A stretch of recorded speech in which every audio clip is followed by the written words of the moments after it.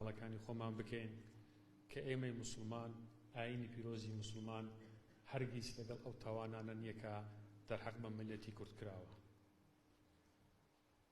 بەڵام کاتێک کە تۆ دەیبەستیوە بە مەرامێکی سیاسی مەجبور دەبی و تێگەیشتنی ئەو گەنجانەوە ئەو منداڵانە بە شێوەیەک دەبێتن کە پەرچەکرداریان دروست دەبێتن کاتێک غەدرێک لە وڵاتێکی ئیسلامی دەرحەق بە ئێمەی کورد دەکرێتن. بۆیە من بەخۆشحاڵیەوە و دەستخۆشی لە بەڕێوەبەراتی ئەوقافی سۆران و یەکێتی زانایانی ئیسلامدا لەقی سۆران دەکەم کە بەردەوام بن لە هەبوونی ئەو خولانە بۆ ئەوەی ڕێڕەوی ئیسلامی پیرۆز خوا نەخواستە هیچ کاتێک بەلا ڕێدا نەبردرێت و بۆ مەرامی شەخسی هیچ کەسێک و هیچ لایەنێکی سیاسیش بەکار نەهێنرێتن. ئێمە لەو ئیدارەی سۆرانیش لەم خولانە بەردەوام دەبین و منداڵان و گەنجانیشمان ئاشنا دەکەین بە ئاینی و بیر و باوەڕی ڕاستەقینەی ئیسلام، نەک ئەوەی کە خەڵکانی دیکە ئیدعای بۆ دەکەن بۆ هەندێک بابەتی دیکە. جارێک کە وێڕای دەستخۆشی لە ڕێکخەرانی ئەم خولا هیوای سەرکەوتن بۆ قوتابیان و کچ و کوڕی خۆشەویستمان لەم دەبەرە دەخوازین و هیوادارین وەکو دکتۆر پشتیوان باسی کرد دوو بابەتی تەواوکەری یەکترن، بابەتی خۆشەویستی بۆ وڵات و بابەتی خۆشەویستی بۆ دین و ئاینمانە. هیوای سەرکەوتن بۆ هەموو لایەک دەخوازین و ئینشەڵڵا ئەم خولانەش لە داهاتووشدا بەردەوام دەبێتن و ئەوەی ئێمەش وەکو ئیدارە دەدەستمان بێتن درێغی ناکەین. والسلام عليكم ورحمة الله وبركاته.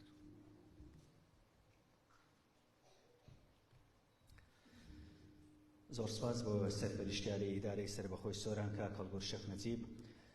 بەشداروانی بەڕێز ماوەسانی خۆشەویست، ئێستاش گوڵبشێرێک لە کار و چالاکیەکانی بەڕێوەبەرایەتی ئەوقافی سۆران لە ڕێگەی ڤیدیۆوە نمایشەکرێ بە یەکەوە سەرنجی دەدەین.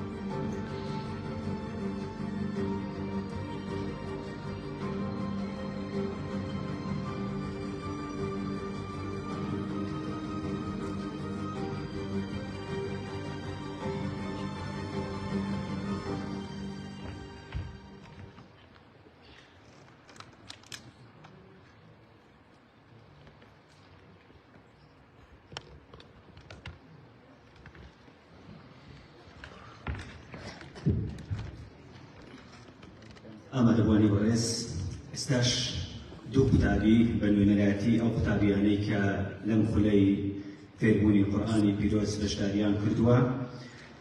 ئەم دوو قوتابیە کوڕێک و کچێک دێن چەند ئاەتێک لە قورئانی پیرۆز. یەکەم قوتابی ئیسحاق حەسەن کەریم با بفەرمێت بۆ خوێندنەوەی چەند ئاەتێک لە قورئانی پیرۆز.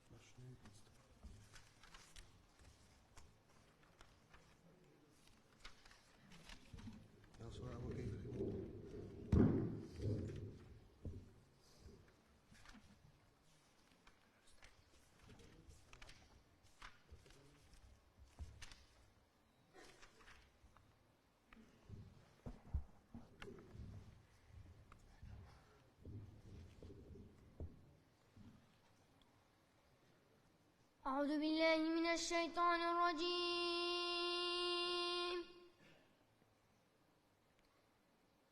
بسم الله الرحمن الرحيم.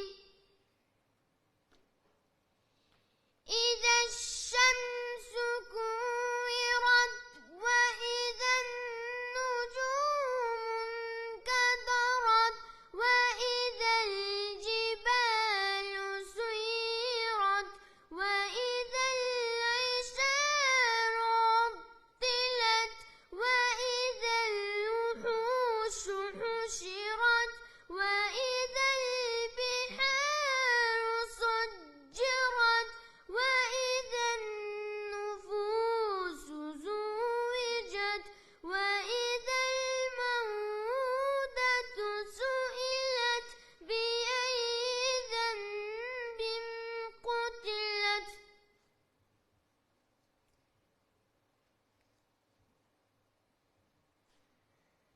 وإذا الصحف نشرت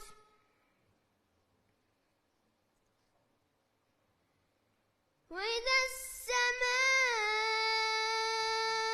السماء كشطت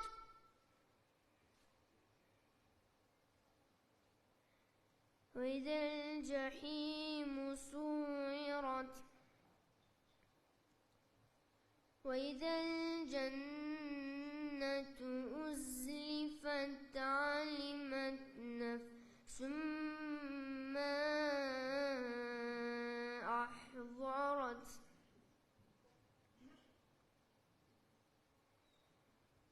فلا أقسم بالخنس الجوار الكنس والليل إذا عصعص والليل إذا عصعص والصبح إذا تنفس إنه لقول رسول كريم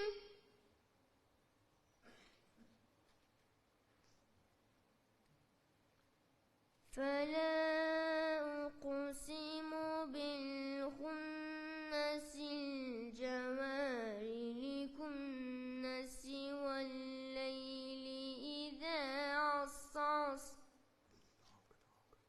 والليل إذا عصعص والصبح إذا تنفس إنه لقول رسول كريم صدق الله العظيم.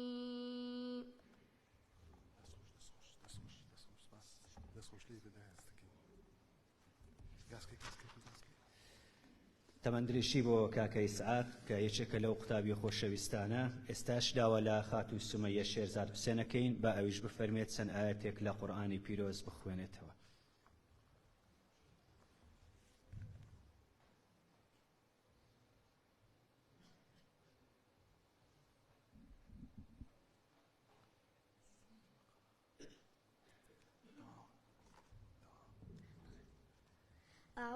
بالله من الشيطان الرجيم. بسم الله الرحمن الرحيم. ألف لام ميم. ذلك الكتاب لا ريب فيه هدى للمتقين الذين يؤمنون بالغيب ويقيمون الصلاة ومما رزقناهم ينفقون والذين يؤمنون بما أنزل إليك وما أنزل من قبلك وبالآخرة هم يوقنون أولئك على هدى من ربهم وأولئك هم المفلحون.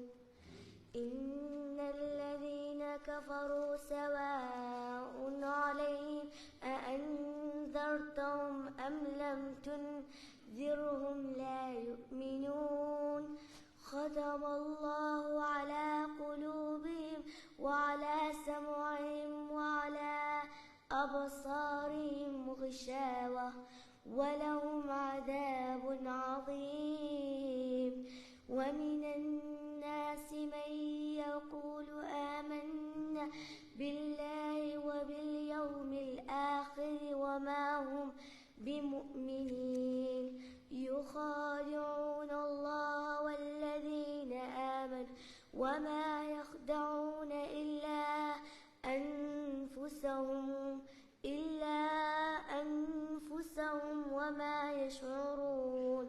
في قلوبهم مرض فزادهم الله مرضا ولهم عذاب أليم بما كانوا يكذبون.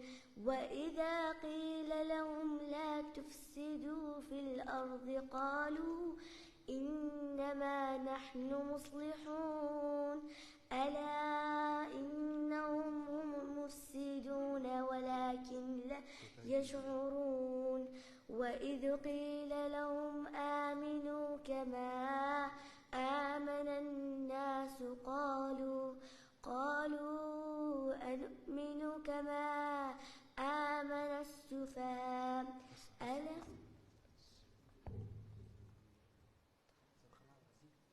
صدق الله العظيم.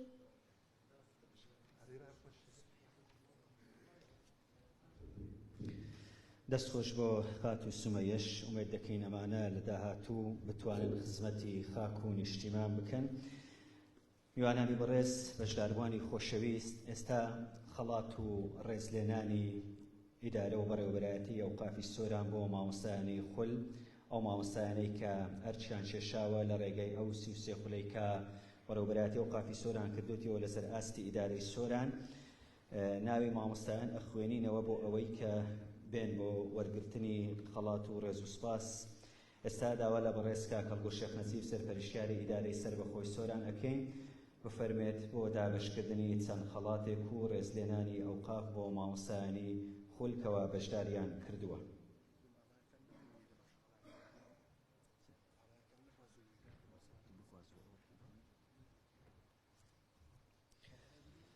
بەڕێز مامۆستا مسکین مەعاد خەلیل با بفەرمێت بۆ وەرگرتنی دیاری و سوپاس و پێزانی.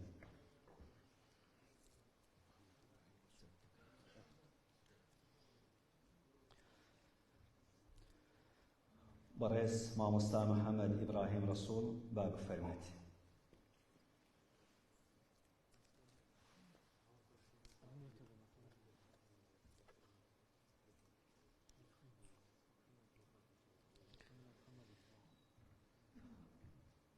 بەڕێز مامۆستا محەممەد ئەسعەد حوسێن با بفەرمێت.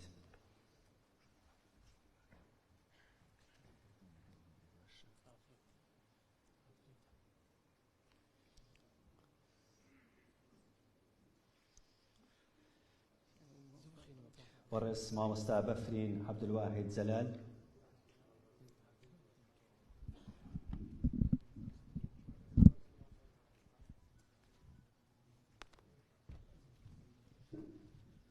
بەڕێز مامۆستا نەجار ئەحمەد عەزیز.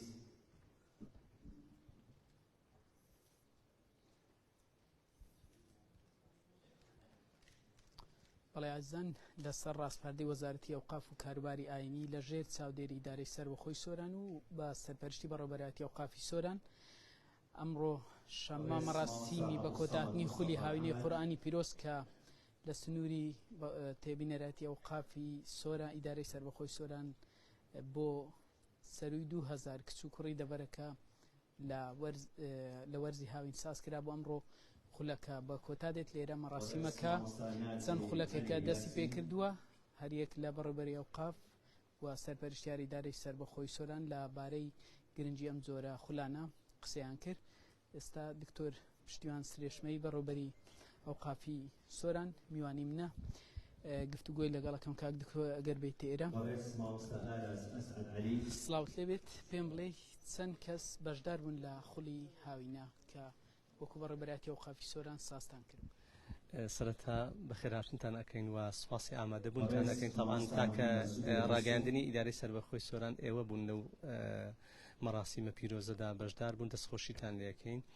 ئێمە لە ئیدارەی سەربەخۆی سۆران برین وەکو بەڕێوەبەرایەتی ئەوقافی ئیدارەی سەربەخۆی سۆران لەسەر ڕاستپاردەی وەزارەتی ئەوقاف و کاروبار ئەنوە لەژێر ڕێنماییەکانی وەزارەتی ئەوقاف و کاروباری ئاینی ئێمە 33 خولی هاوینەی قورئانی پیرۆزمان کردەوە بۆ هەردوو ڕەگەزی کچ و کوڕ. لەو خولانە تقریبا زیاتر لە 2000 تەڵەبەی کچ و کوڕ تێدا بەشدار بوون. 48 مامۆستای خول ئەو خولانیان بەڕێوە ئەبرد لە ژێر سەرپەرشتی و چاودێری بەڕێوەبەرایەتی ئەوقافی ئیدارەی سەربەخۆی سۆران. چۆن بوو بڕیارتاندا خولێکی لەم شێوەیە بۆ خەڵکی دەڤەرەکە بکەنەوە؟ ئێمە لەو 4 ساڵی ساڵی یەکەم ئەو خولەمان هەبوون و 2 ساڵ کۆڕۆنا بوو، ئەو ساڵیش ئەو خولەمان کردوتەوە، بەڵام ئەو ساڵ جیاوازتر گرنگیمان زیاتر پێدا لەبەر ئەوەی کە ئێمە وەکو ئەرچی خۆمان دەمانەوێتن ئەم خولانە بکەینەوە و سوپاسی ئیدارەی سەربەخۆی سۆران بە تایبەتیش بەڕێز کاکەڵگۆ شێخ نەجیب کە هاوکاریشی زۆر هاوکاری ئێمە بوو، بە تایبەتیش لە دابینکردنی ئەم دیاریانە بۆ قوتابیانی خولەکە و هەروەها بۆ مامۆستایانی خولیش. دوای پرسیارمەما بێت لە وتارەکەت زۆر باست لە بابەتی بیری توندڕەوی ئەوانە کرد، ئێستا چیاڵێ؟ ئێمە خۆی دوو ئامانجمان هەیە لە کردنەوەی ئەم خولانەی کەمیان ئەوەیە کە قوتابیانمان کە ڕۆڵەی ئایندەی ئەو وڵاتن و ئەمانەتی ئێمن لە دەستێکی ئەمیندا بن، هەم کورتپەروەری هەمیشی ئاین پەروەریان فێر بکەن، یان نیشتیمانیان خۆش بێتن، لە دەست خەڵکەشی ئەمین بن، فکری جیا فێر نەکرێن و فکری توندڕۆ فێر نەکەن، بەڵکو هەموو ئەو قوتابیانە کە دێنە مزگەوت لە بەردەستی ئەم مامۆستا مەندیل پاکانە فێر ئەبن، فێری بەها جوانەکان و خۆشویستنی نیشتیمان و فکرەی میان ڕەو ببن. دکتۆر پشتیوان سرێشمەی بەڕێوەبەری ئەوقاف و کاروباری ئاینی سۆران کە ئەمڕۆ خولی هاوینە لە لێرە مەراسیمی بە کۆتاتنی خولی هاوینەی قورئانی پیرۆز سازەکرێت، مامۆستایانی ئاینی کە سوکاری ئەو قوتابیانە کە لە وەرزی هاوین لێرە بەشدار بوون 2500 قوتابی وەک بەڕێوەبەری ئەوقافی سۆران ئاماژەی پێکرد بەشدار بوون لە خولی هاوینە. ئەمڕۆ جگە لە پێدانی بڕوانامە و دیاریش تایبەت ئامادە کراوە لێرە بەسەر مامۆستایانی ئاینی کە 45 مامۆستای ئاینی بە لە وەرزی هاوین ڕۆژانە لەگەڵ ئەو قوتابیانە بوون کە لە 33 مزگەوتی سنووری ئیدارەی سەربەخۆی سۆران ئەم جۆرە خولانە بەڕێوەچوون. ئێستاش مەراسیمەکە بە پێدانی سوپاس و پێزانین لەلایەن بەڕێوەبەرایەتی ئەوقافی سۆران بەرەو کۆتایسێ و دواتریش قوتابیان کە بەشدار بوون لە خولی هاوینە لێرە بڕوانامەی خولیان بەسەر دابەش دەکرێت. ئەم ساڵاتی یاخود ئەم جۆرە خولانە کە لە وەرزی هاوین ئەم ساڵ لێرە لە 33 مزگەوتی سنووری ئیدارەی سەربەخۆی سۆران بەڕێوەچوونە لەسەر ڕاستپاردەی وەزارەتی ئەوقاف و کاروباری ئاینی ئیسلامی هەرێمی کوردستان ساز کراوە. 2500 قوتابی لە 33 مزگەوت کە لە قەزا و ناحیەکانی و گوندەکانی سنووری ئیدارەی سەربەخۆی سۆران بۆ 2500 قوتابی یاخود فێرخواز لێرەکە هەردوو ڕەگەزی جیاوازن، هەم کچ هەم کوڕ بەشدار بن لە خولی هاوینە. ئەمڕۆ مەراسیمی کۆتاییان بۆ ئەکرێت لێرە هەم فێرخوازان هەمیش کەسوکار بووە مامۆستایانی ئاینی سەرپەرشتیاری ئیدارەی سەربەخۆی سۆران بەرپرسانتری حزبی و حکومی لەم مەراسیمە ئامادەیان هەیە. بەڵێ